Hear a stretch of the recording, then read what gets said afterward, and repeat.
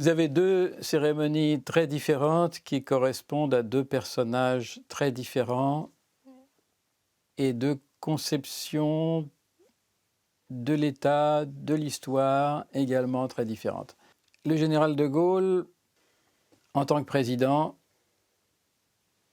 en tant que général, il était un personnage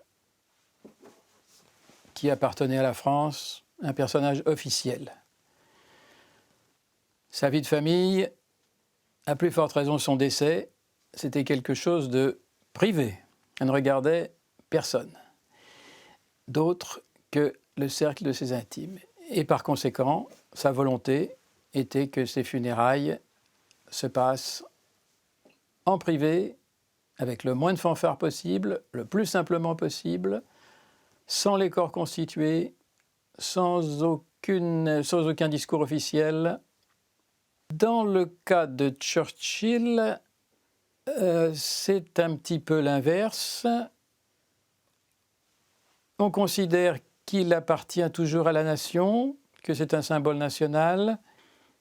Une commission va être mise sur pied en prévision de son départ, qui s'appelait la commission Hope Not,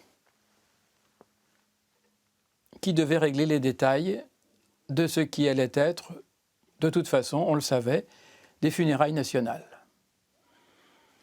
Les funérailles nationales, point roturier, c'était très rare en Angleterre, et bien sûr, c'était les seuls au XXe siècle. Tout ça nécessitait une organisation très complexe, qui était calquée d'ailleurs sur celle de Wellington, donc on voit un petit peu ce que ça pouvait donner. Churchill lui-même n'avait pas exprimé de désir particulier, sinon qu'il voulait beaucoup d'orchestre. Très sensible à la musique, Churchill. Ces deux conceptions ont marqué, évidemment, très fortement le déroulement des deux cérémonies. Quand vous voyez les funérailles du général de Gaulle, vous êtes frappé d'abord par le silence, ensuite par le peu de monde qu'il y a, ensuite la simplicité, la petite cérémonie dans l'église, l'enterrement, les gens qui sont autour, les compagnons de la Libération, les membres de la famille, anciens ministres, très proches. Après, il y a bien sûr les commémorations, il y a cette célébration dans Notre-Dame qui ne concerne plus la famille. D'ailleurs, son fils n'y est pas, son épouse n'y est pas. C'est pour le souvenir officiel. Il n'est plus concerné. Dans le cas de Churchill, déjà, il y a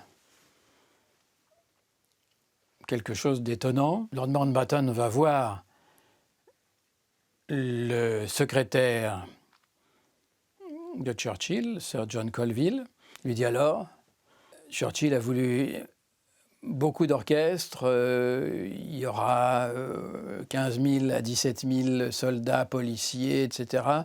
Ça ne s'improvise pas comme ça, il faut que je puisse planifier. Mountbatten était un maniaque de la planification. Et le secrétaire lui dit « Ne t'inquiète pas, Dicky, il ne mourra pas avant le 24 janvier. » Mountbatten lui dit « Comment diable est-ce que tu peux savoir une chose pareille ?» Et le secrétaire dit « Parce que le 24 janvier, c'est l'anniversaire de la mort de son père. Il a souvent dit qu'il mourrait ce jour-là, et je pense que c'est exactement ce qu'il a l'intention de faire. » Un petit peu ébranlé, Lord Mountbatten accepte de planifier pour ce jour-là, tout en étant un petit peu sceptique.